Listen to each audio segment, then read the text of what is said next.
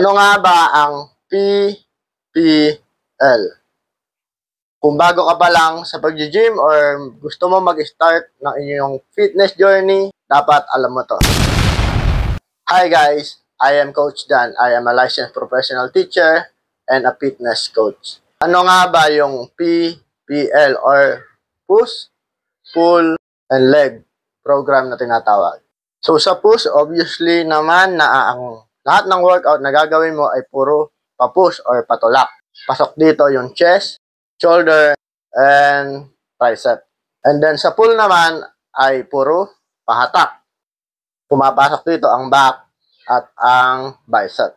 Sa pangatlong araw ay legs lang dahil ang legs ay nahati sa maraming parte katulad ng quad, calves, glutes, at hamstring.